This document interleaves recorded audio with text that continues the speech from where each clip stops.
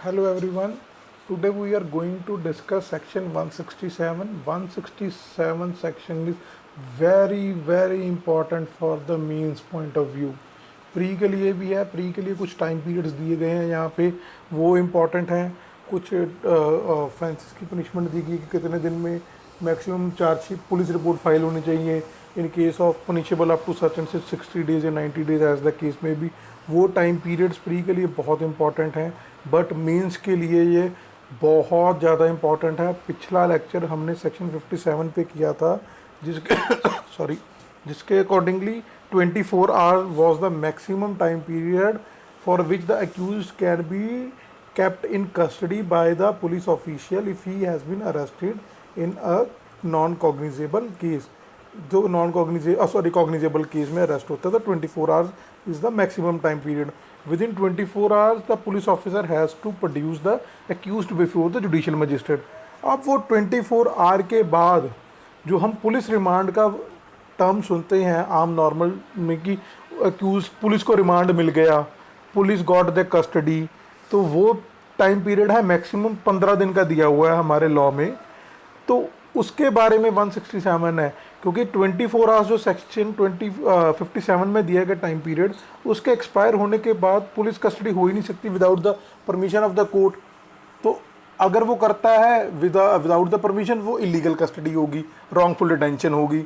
So therefore to make it a legal detention, the police produce the accused before the court and the court will see whether the case requires the police custody of the accused or not, or whether the case requires the judicial custody or whether it requires the bail। मतलब कि ये देखें, यहाँ पे accused arrest हुआ, arrest ये 24 our का time period है, यहाँ पे accused को 23rd आवर पे पेश कर दिया कोर्ट के आगे। Now the court will see तीन चीज़ें क्या होगी, या तो ये पुलिस रिमांड पे जाएगा, पहले पुलिस कस्टडी थी अब पुलिस रिमांड हो जाएगा। मतलब रिमांड मतलब to give the custody back to the police official, मतलब कि अब कोर्ट ने अपनी कस्टडी को उसको रिमांड बैक किया है। तो यहाँ जुडिशियल कस्टडी होगी, इसको सेंट्रल जेल में भेज दिया जाएगा, या एक्यूज्ड बेल अप्लाई करेगा और इसको बेल दे दी जाएगी। दोनों में से, तीनों में से कुछ भी हो सकता है। And it is the discretion of the court कि उसने कितनी कस्टडी देनी है, कौन सी देनी है, क्या देनी है, वो कोर्ट देखेगी। ये है procedure when investigation can not be completed in 24 hours. मतलब कि सेक्शन 57 में जो टाइम पीरियड था, यहाँ पे अरेस्ट हुआ, यहाँ 24 आवर्स का टाइम पीरियड है। मतलब कि इस 24 आवर टाइम पीरियड में if the investigation is completed 24 hour में, then the police officer will file a police report under section 173 clause 2 जो हमने किया है पहले, कि वो अपनी पुलिस रिपोर्ट फाइल कर देगा, अक्यूज को फॉरवर्ड कर देगा कि मेरी 24 घंटे में होगी, अब 167 की मेरे को ज़रूरत नहीं है कस्टडी की। सेकेंडली, अब 167 की ज़रूरत कब आती है, if investigation is not completed within these 24 hours, then the police officer may need more time to get evidences and he may need more time to interrogate the accused person। Therefore he will produce the accused before the court यहाँ पे within 24 hours and will file an application या made a request to the court to grant him the police custody। तो वो court देखेगी, documents वगैरह सारे देख के, जो जितने अभी तक उसने एविडेंसेस कलेक्ट किए हैं विद इन 24 आवर्स, जो भी कोई पुलिस रिपोर्ट है, कोई विटनेसेस को एग्जामिन किया, वो सारी चीज़ों को देखते हुए then the court will decide whether the accused should be sent to the police remand और the whether the accused should be sent to the judicial custody और whether the accused shall be granted the bell.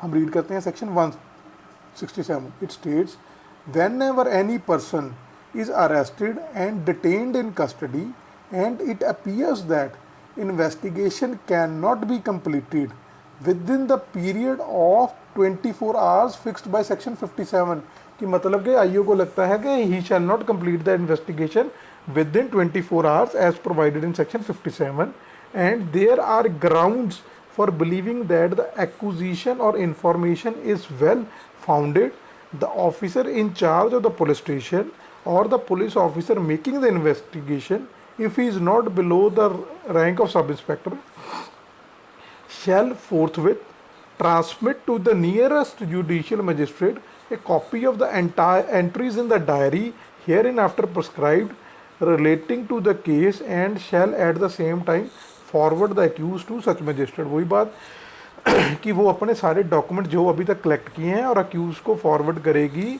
Judicial magistrate के सामने, so that they can get the police remand. उनको लगता है कि वो investigation complete नहीं कर सकते within the period of 24 hours.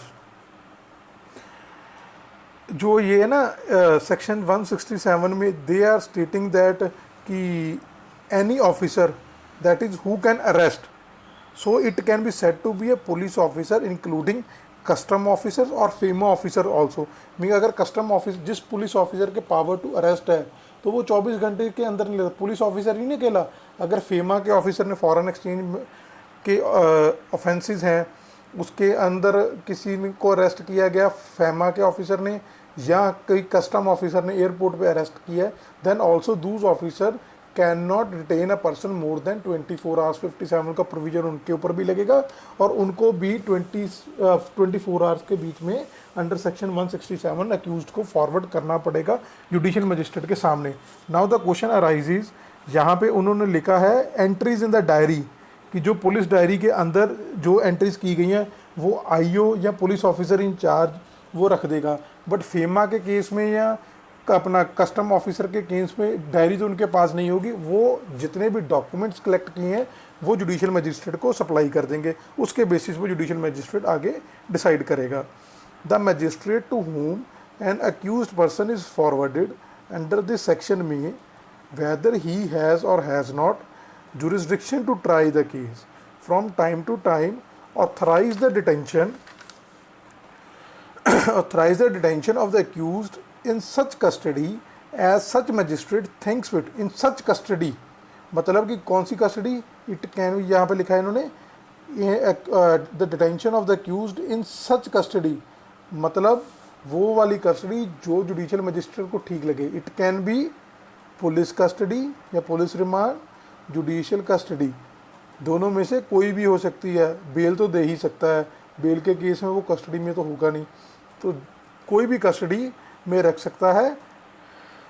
In such custody as such magistrate thinks fit for a term not exceeding 15 days in the whole, and if he has no jurisdiction to try the case or commit it to the trial and consider further detention unnecessary, he may order the accused to be forwarded to a magistrate having such custody.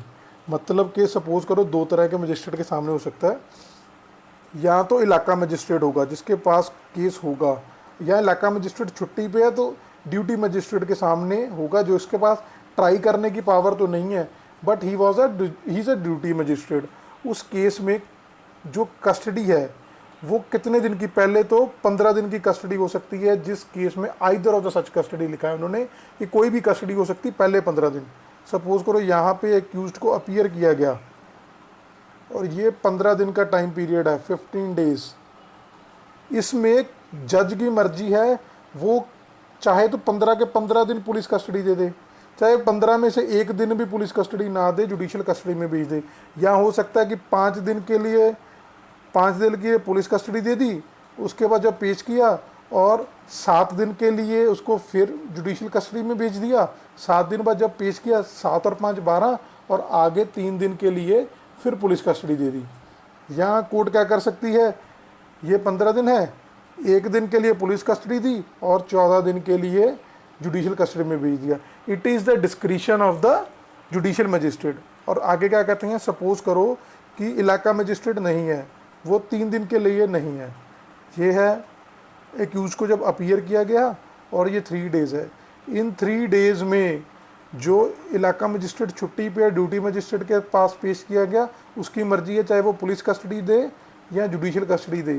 3 दिन के बाद अगर जैसे कि suppose करो इलाका magistrate आ गया and he thinks that it should not be viable to send him to the police custody, तो वो उसको जुडिशियल मजिस्ट्रेट के पास फॉरवर्ड कर देगा और वो जो इलाका मजिस्ट्रेट होगा वो देखेगा कि अब क्या करना है, जुडिशियल कस्टडी में भेजना है या पुलिस कस्टडी में।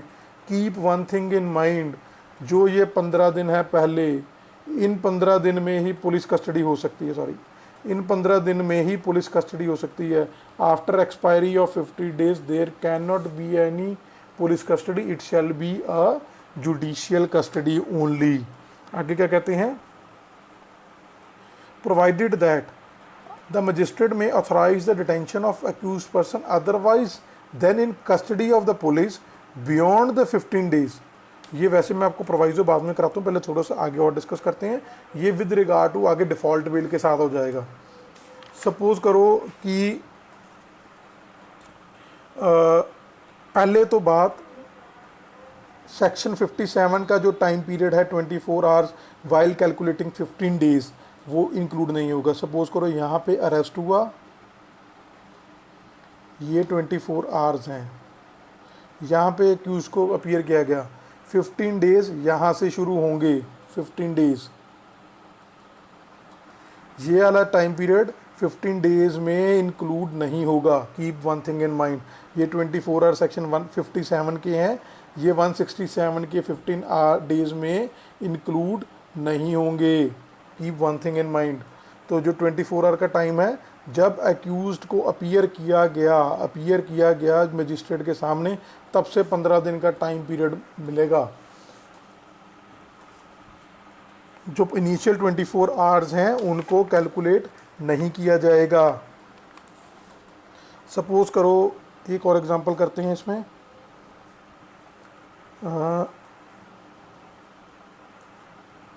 यहाँ से लेके यहाँ तक आगे 24 आवर्स, यहाँ से मिला रिमांड पुलिस को 5 डेज़ का, यहाँ पे 8 डेज़ के लिए जुडिशियल कस्टडी, कोई रिमांड नहीं दिया कोर्ट ने।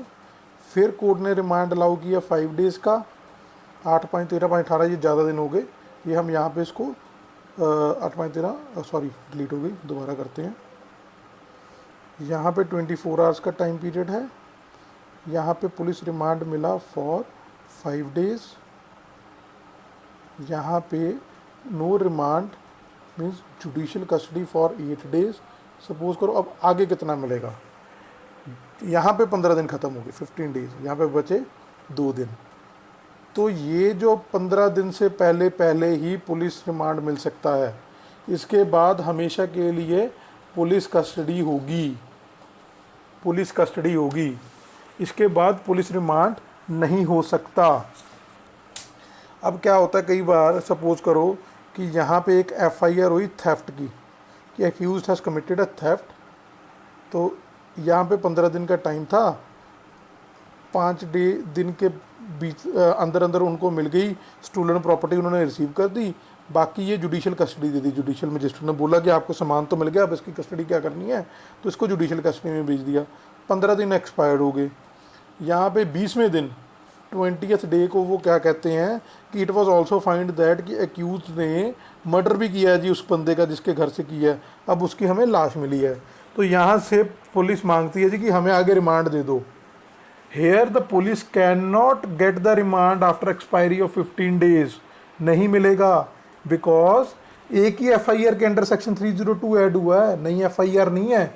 कि during investigation of this FIR, theft की FIR, it was found that the accused has committed the offence of murder. तो सिंगल एफआईआर के अंदर 15 दिन एक्सपायर होने के बाद एक्यूज्ड के लिए पुलिस रिमांड नहीं लिया जा सकता। इस केस में क्या होगा, इन्वेस्टिगेटिंग ऑफिसर को जुडिशियल कस्टडी में ही इन्वेस्टिगेशन करनी पड़ेगी, उसको जेल में जाकर के ही इंटेरोगेट करना पड़ेगा।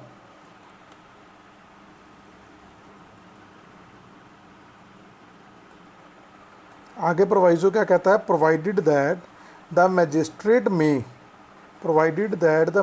में authorise, here the magistrate means any magistrate, it can be an इलाका मजिस्ट्रेट और लिंक मजिस्ट्रेट, यानी कि जो ड्यूटी मजिस्ट्रेट हो या एरिया मजिस्ट्रेट, कोई भी हो सकता है।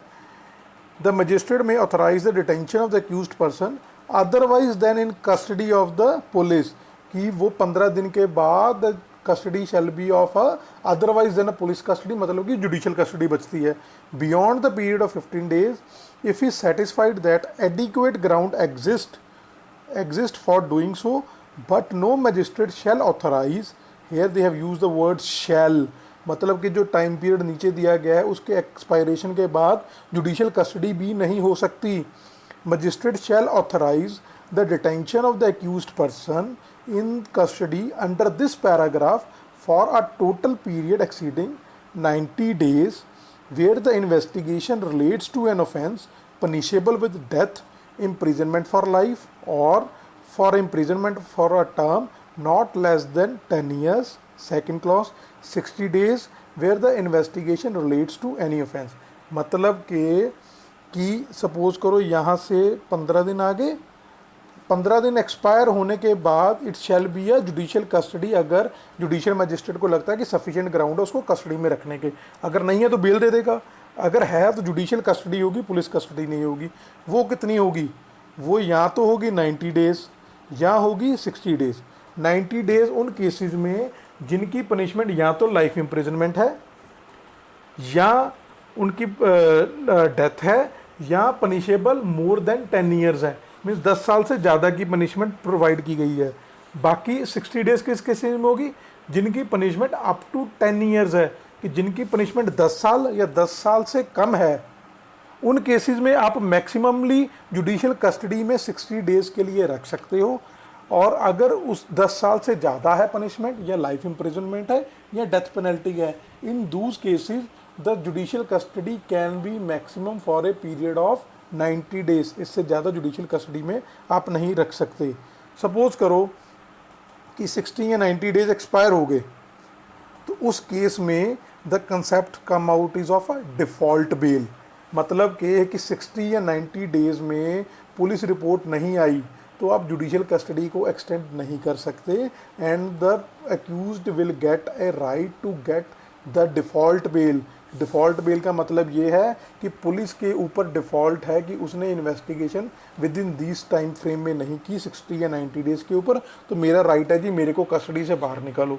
अगर पुलिस रिपोर्ट फाइल कर देती है, सपोज करो कि यहाँ से ये 90 डेज़ के ऑफेंस वाला केस है, 89th डे पे पुलिस रिपोर्ट फाइल हो गई, then the judicial magistrate gets the power to increase the judicial custody of the accused under section 309 of the CRPC.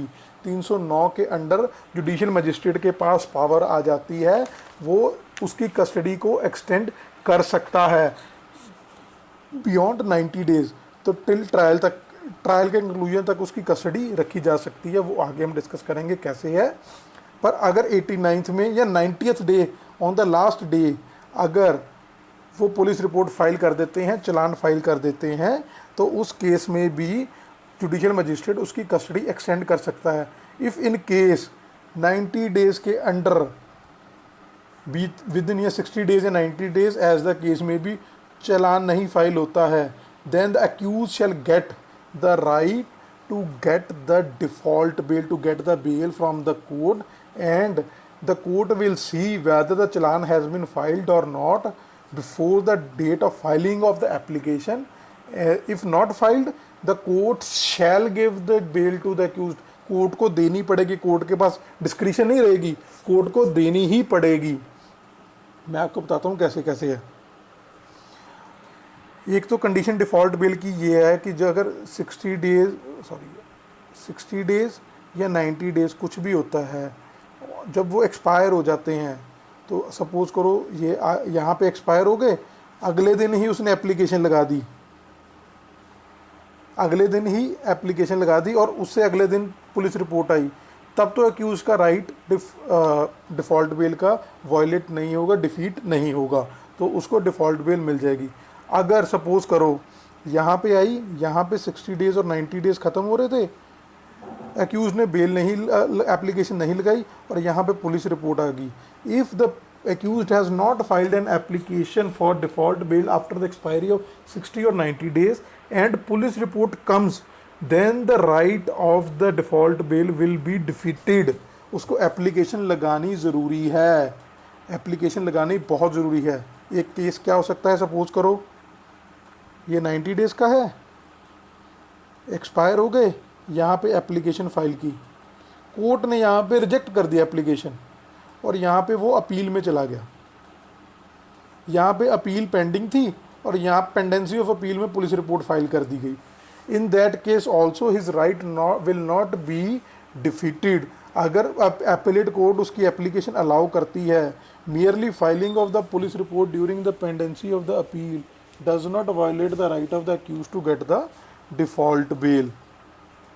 तीसरा चीज़ क्या हो सकती है, ये 60 और 90 डेज़ का केस है, यहाँ पे क्या कहते एक्सपायर हो गए, पुलिस रिपोर्ट नहीं आई, यहाँ पे एप्लीकेशन लगी, अलाउ कर दी, बट जो बेल बॉन्ड्स के लिए बोला गया वो एग्जॉर्बिटेंट थे, बहुत ज़्यादा थे एज़ पर द ऑफेंस।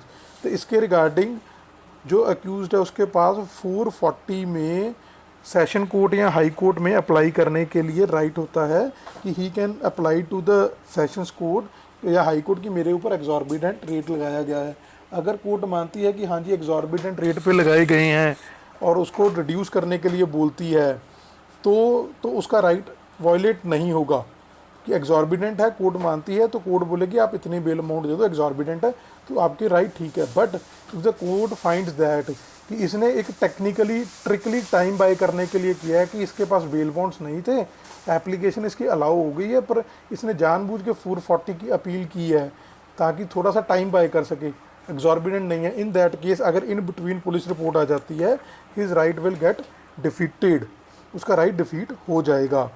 आगे है क्या कहते हैं, and on the expiry of the said period of 90 days और 60 डेज एज द केस में be the accused person shall be released on bail if he is prepared and does furnish bail, and every person released on bail under this subsection shall be deemed to be so released under the provision of chapter 33 of the purpose of for the purpose of that chapter।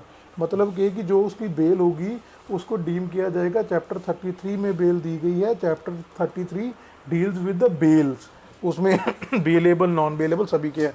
अगर तो मैं suppose करो अगर अब magistrate bell देता है 167 की default, it shall B read with section 437 के साथ, तो वैसे ही सेशन कोर्ट्स का आ गया 439 क्लॉज 1 में। अब इसकी कैंसिलेशन करनी हो बेल की तो कैसे होगी, इसीलिए उन्होंने स्पेसिफिकली बोला है चैप्टर 33 को रेफ़र किया है कि बेल प्रोविज़न के लिए चैप्टर 33 लगेगा। और अगर 167 की बेल को कैंसिल करना है, अगर मजिस्ट्रेट ने की है 437 क्लॉज 5 में बेल उसकी कैंसिलेशन होगी, और अगर कोर्ट ऑफ सेशन या हाई कोर्ट ने करनी है 439 क्लॉज 2 में इसकी कैंसिलेशन होगी। तो इसीलिए चैप्टर 33 को इन्होंने रेफ़र किया है। आगे है,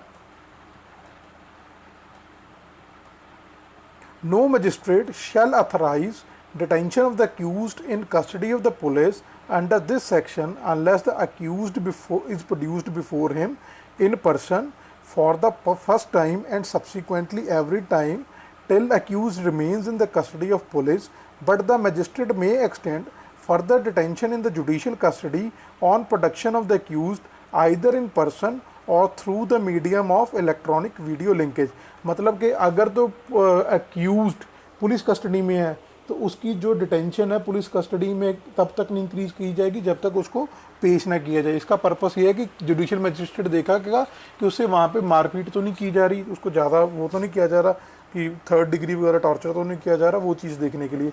बट अगर the accused is in the judicial custody तो उसकी अगर जुडिशियल कस्टडी में कस्टडी एक्सटेंड करनी है then it can be extended through video conference also.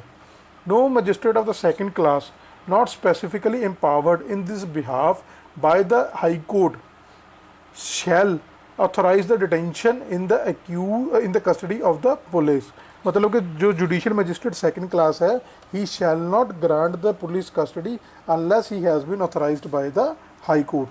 Explanation है आगे, for avoidance of doubts it is hereby declared that notwithstanding the expiry of the period specified in paragraph A, the accused shall be detained in custody so long as he does not furnish the bail bonds। मतलब कि suppose करो ये अपना 167 के बीच में 90 days और 60 days का time period, ये एक्सपायर होने के बाद यहाँ पे एप्लीकेशन लगाई बेल की, अलाउ हो गई, तो उसको रिलीज़ तब तक नहीं किया जाएगा जब तक एप्लीकेशन अलाउ होने के बाद वो बेल बॉन्ड्स फर्निश नहीं कर देगा। If any question arises whether an accused person was produced before the magistrate as required under clause B, the production of the accused person may be provided by his signature on the order authorizing detention or by the order certified to the magistrate as to production of the accused person through the medium of electronic video linkage as the case may be। कि उसको video linkage के through किया जा सकता है भी, उसकी के बारे में ये बात कर रहे हैं। आगे provided further that in case of a women under 18 years of age the detention shall be authorise to be in the custody of a remand home or recognise social institution.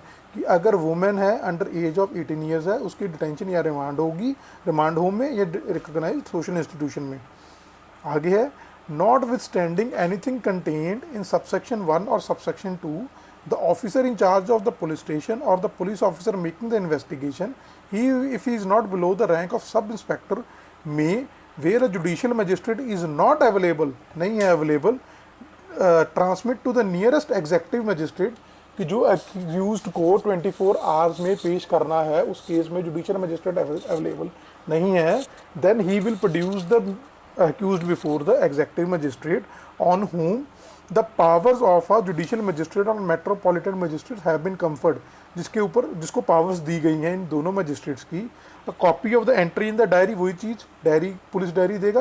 Here in after prescribed relating to the case and shall at the same time forward the accused to the such executive magistrate, thereupon such executive magistrate may for reasons to be recorded in writing authorize the detention of the accused person in such custody as he may thinks fit for a term not exceeding 7 days in the aggregate, and on the expiry of the period of the detention so authorized, the accused person shall be released on the bail except where an order for further detention of the accused person has been made by a magistrate competent to make such order, and where no order for such further detention is made, the period during which the accused person was detained in the custody under the order made by executive magistrate under this section shall be taken into account, computing the period specified in paragraph A of the proviso to subsection 2। मतलब ये क्या कह रहा है कि suppose करो यहाँ पे accused को 24 आवर्स के बाद पेश किया और जुडिशियल मजिस्ट्रेट अवेलेबल नहीं है, एग्जेक्टिव मजिस्ट्रेट के आगे पेश किया, तो executive magistrate maximum to maximum 7 days की पुलिस कस्टडी या जुडिशियल कस्टडी दे सकता है। उसमें से कुछ पुलिस कस्टडी दे दे, कुछ judicial custody they they. After the expiry of 7 days अगर जुडिशियल मजिस्ट्रेट या की कोई इलाका मजिस्ट्रेट जो भी है ड्यूटी मजिस्ट्रेट नहीं मिलता है, in that case accuse shall be released on bail. 7 दिन के बाद अक्यूज को छोड़ना ही पड़ेगा, उसको किसी भी कस्टडी में एग्जेक्टिव मजिस्ट्रेट नहीं भेज सकता। बट इन केस सपोज करो एक जुडिशियल मजिस्ट्रेट मिल जाता है तो उसके सामने पेश किया जाएगा, तो जब वो आगे पुलिस कस्टडी के लिए टाइम कैलकुलेट करेगा 15 days, तो ये पीछे वाले जो 7 दिन है इसमें जाके ऐड हो जाएंगे। मतलब कि जुडिशियल मजिस्ट्रेट के पास बाकी के दिन होंगे इन 7 days को इंक्लूड करके। सपोज करो 8th day पे उसको पेश किया तो आगे 7 दिन के लिए वो पुलिस कस्टडी या जुडिशियल कस्टडी में भेज सकता है। आगे है provided that before the expiry shall transmit to the nearest magistrate, हो गया। A magistrate authorising under this section detention in the custody of the police shall record his reasons for so doing। मतलब कि अगर police custody में भेज रहे हैं तो जुडिशियल मजिस्ट्रेट अपने रीजंस रिकॉर्ड करेगा। आगे क्लॉज 5 और 6 हम इसको बाद में करते हैं। जो हमने देखा, हमने बात की थी कि इन्वेस्टिगेशन को मजिस्ट्रेट कभी भी रोक नहीं सकता कि once the investigation has been started in the CRPC it shall be at the prerogative of the investigating officer and no court can order the investigating officer to stop the investigation. जब हमने further investigation का topic किया था, section 173 किया था सारा, उसमें discuss किया था। बट उसमें मैंने बताया था इन केस ऑफ सम्मन्स केस, ठीक है ना, उसमें जुडिशियल मजिस्ट्रेट के पास पावर है इन्वेस्टिगेशन को रोकने की। वो क्लॉज 5 और 6 की बात करता है। सबसे पहले हम सेक्शन ये जो डिफ़ॉल्ट बेल और उसके 90 और 60 डेज़ के केसेस हैं उसको डिस्कस कर लेते हैं। एक तो पहले केस है Uday Mohan Lal Acharya versus state of Maharashtra 2001 supreme court. In this case question was if application after expiry of 90 और 60 days filed has been filed and the magistrate rejects mala fide or bona fide, and against that rejection the accused goes in appeal, and in the meanwhile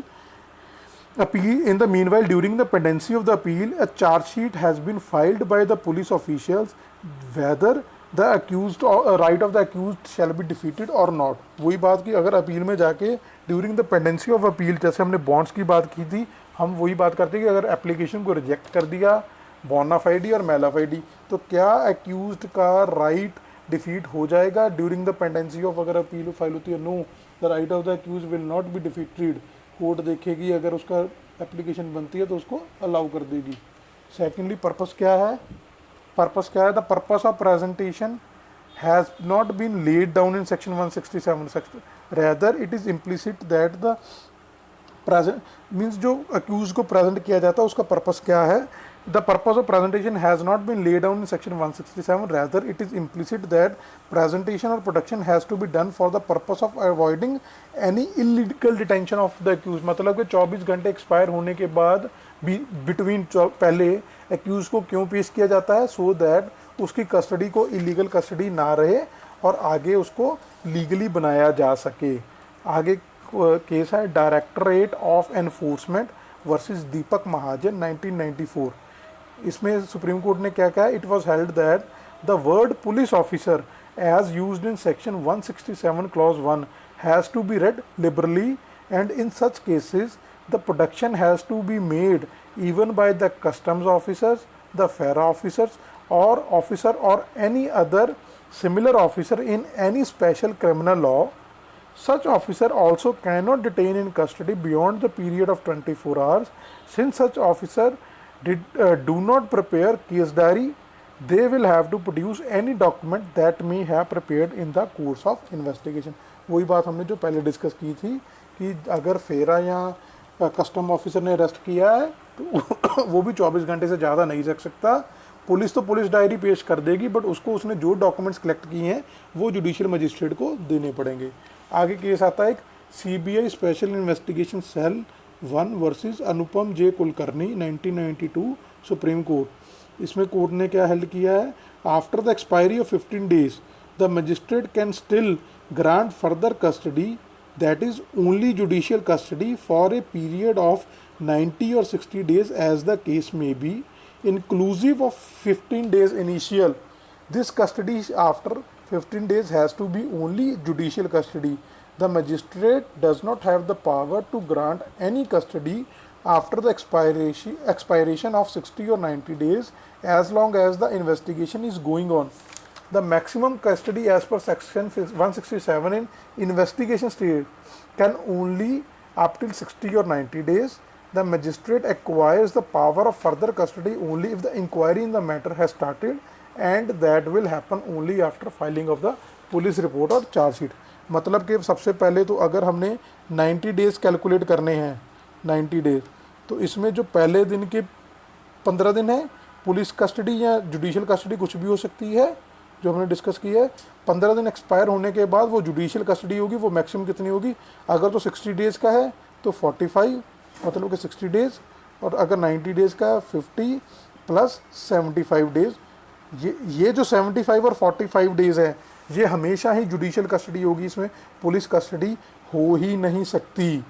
और during investigation बोल रहे हैं कि maximum magistrate के पास power कितनी है, 60 या 90 days की। मतलब कि सपोज करो ये 15 दिन हो गए, 15 दिन के बाद 45 या 90 दिन है, तो इसमें अगर तो police in before the expiry of these days अगर तो पुलिस रिपोर्ट आ गई, then the stage from investigation converts to inquiry stage. तो इंक्वायरी में जाके 309 में जुडिशियल मजिस्ट्रेट के पास पावर आ जाएगी, वो उसकी कस्टडी एक्सटेंड कर सकता है। बट पुलिस रिपोर्ट नहीं आती, then it shall be a stage of investigation. Police report नहीं है, इंक्वायरी स्टेज कभी बनेगी नहीं, तो इस वजह से जो इन्वेस्टिगेशन स्टेज में इसके बाद जुडिशियल मजिस्ट्रेट के पास पावर ही नहीं है कस्टडी में रखने की, तो इसी वजह से डिफ़ॉल्ट बेल का कंसेप्ट आगे बनता है।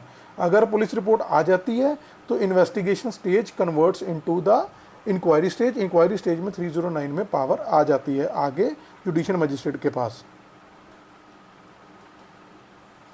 आगे है कि अगर अक्यूज्ड सरेंडर कर देता है तो उसके 15 दिन कैसे कैलकुलेट होंगे। इस पे केस है state of West Bengal versus Dinesh Dalmiya 2007 Supreme court. इसमें क्या कहते हैं, it was held in this case that if in case of surrender, the counting of 24-hour period or the 15 days period has to be done only from the point of time when the concerned police authority formally conducts an arrest of the accused person from the judicial custody of the place where he had surrendered.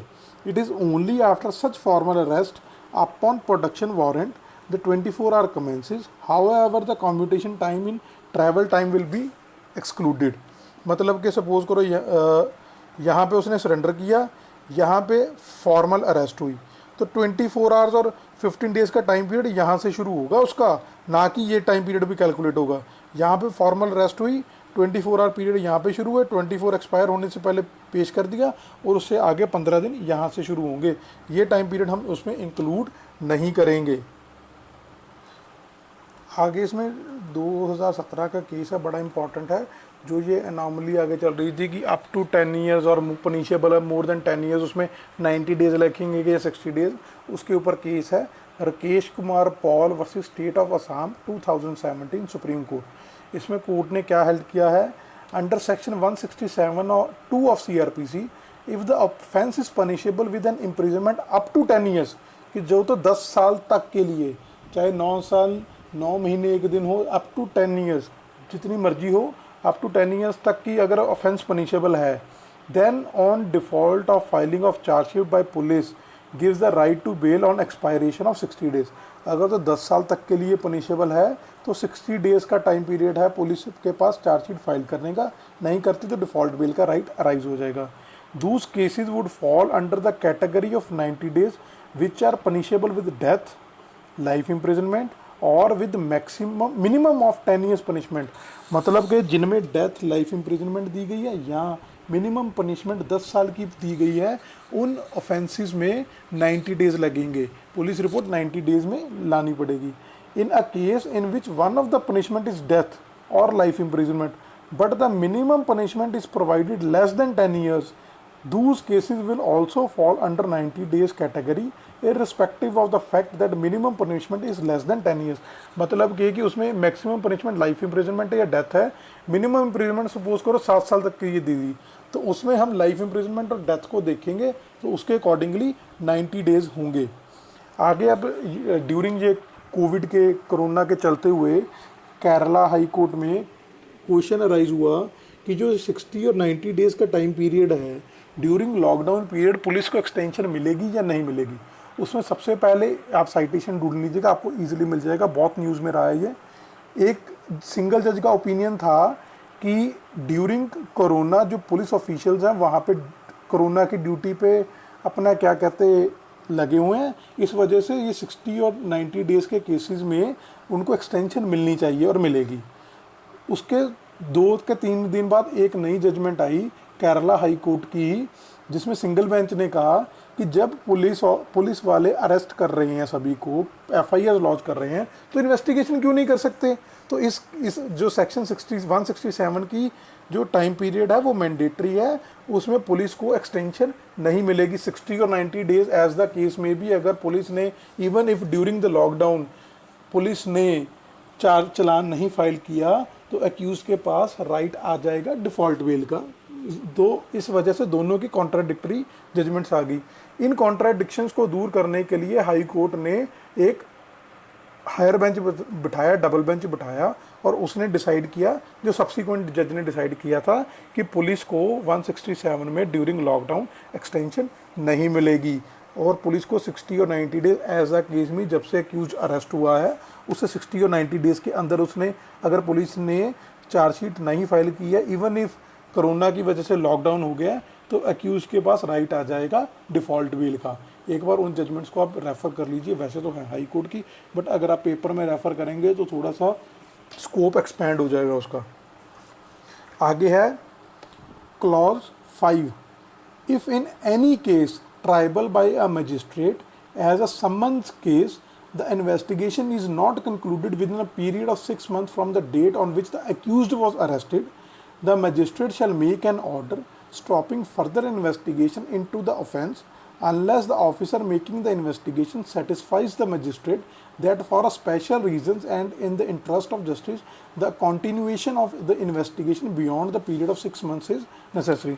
मतलब कि हमने क्या discuss किया था कि एक बार investigation शुरू होगी, जुडिशियल मजिस्ट्रेट रोकने का ऑर्डर नहीं कर सकता, वो क्या कर सकता है, पुलिस को ऑर्डर कर सकता है 156(3) में कि आप इन्वेस्टिगेशन करो या प्रॉपर इन्वेस्टिगेशन करो, उसको मॉनिटर कर सकता है, बट वो उसको रोकने का इन्वेस्टिगेशन नहीं कर सकता। फर्दर इन्वेस्टिगेशन का ऑर्डर कर सकता है कि पुलिस रिपोर्ट आई, मैं सेटिस्फाई नहीं हूँ, आप फर्दर इन्वेस्टिगेशन कीजिए। तो सॉरी, उन केसेस में जुडिशियल मजिस्ट्रेट कभी भी रोकने का ऑर्डर नहीं कर सकता, but only in one case as I told you कि इन समन्स केस जो मजिस्ट्रेट है अगर 6 महीने में जब से एक्यूज अरेस्ट हुआ था उस दिन से लेके आगे तक अगर इन्वेस्टिगेशन कंप्लीट नहीं हुई है, इन समन्स केस, याद रखिए 6 महीने from the date of arrest, pre के लिए बहुत इंपॉर्टेंट है। ऊपर के जो टाइम पीरियड मैंने आपको बताए थे 60 डेज़ और 90 डेज़, 15 डेज़ का रिमांड पीरियड, ये सारे प्री के लिए बहुत इंपॉर्टेंट है। Default bell is provided under section 167 clause 2, ये चीज़ें इंपॉर्टेंट हैं प्री के लिए। तो 6 महीने के अरेस्ट के अंदर इन्वेस्टिगेशन कंप्लीट नहीं की और तो जुडिशियल मजिस्ट्रेट इन्वेस्टिगेशन रोकने का ऑर्डर कर सकता है। अगर जुडिशियल मजिस्ट्रेट रोकने का ऑर्डर करने लगा है तो पुलिस ऑफिसर जुडिशियल मजिस्ट्रेट को रिक्वेस्ट कर सकता है कि in the interest of justice investigation ज़रूरी है जी, तो काइंडली इसको मत रोकें। आगे क्लॉज 6 क्या कहता है, अगर वो रोकने का ऑर्डर कर देता है तो क्या कर सकता है investigating officer, where any order stopping further investigation into an offence has been made under subsection 5, the sessions judge may, if he satisfied that on an application made to him or otherwise that further investigation into the offence ought to be made, vacate the order made under subsection 5 and direct further investigation to be made into the offence subject to such direction with regard to bail and other matters as he may specify। मतलब कि अगर under subsection 5 clause 5 judicial magistrate ने stop करने का order कर दिया तो IO sessions court में अप्लाई कर देगा जी, काइंडली उस ऑर्डर को विकेट कर दें और मेरे को फर्दर इन्वेस्टिगेशन करने के लिए अलाउ करें। अगर सेशंस कोर्ट को लगता है कि हाँ ये बनता है, इसमें आगे इन्वेस्टिगेशन होनी चाहिए, देन द कोर्ट में set aside the order passed by judicial magistrate under clause 5 and will allow the investigating officer to do the further investigation. बाकी जो बेल बूल के रिगार्डिंग जो भी डायरेक्शन देगी वो उसको माननी पड़ेगी आईओ को। तो इसके साथ हमारा सेक्शन 167 ख़त्म होता है और 167 बहुत इंपॉर्टेंट सेक्शन है मीन्स के लिए, प्री के लिए तो है ही है पर मीन्स के लिए उससे ज़्यादा इंपॉर्टेंट है। अगर इस पर आपको क्वेश्चन आएगा तो मोस्ट प्रॉबेबली आपको कंसेप्चुअल क्वेश्चन आएगा। इसकी बेयर लैंग्वेज को अच्छी तरह से पढ़ें, वर्ड टू वर्ड पढ़ें और इसकी इंटरप्रिटेशन जितनी अच्छी तरह से समझ सके उसको पढ़ें। और रीसेंट केस लॉज जैसे मैंने आपको बताए हैं, अगर आप इन सारे केस लॉज को पढ़ेंगे तो आपको सेक्शन 167 टोटली क्लियर हो जाएगा, तो आपको इसके फिर ज़्यादा दिक्कत नहीं आएगी। ये जो चैप्टर 12 है ना, बहुत इंपॉर्टेंट चैप्टर है हमारा मीन्स के लिए भी और प्री के लिए भी। मीन्स के लिए हमने इतना कुछ किया, उसको अच्छी तरह से करें, इनमें से क्वेश्चन आते ही आते हैं और यही क्वेश्चंस कन्फ्यूजन क्रिएट करते हैं पेपर में, तो इसको अच्छी तरह से करें। Thank you.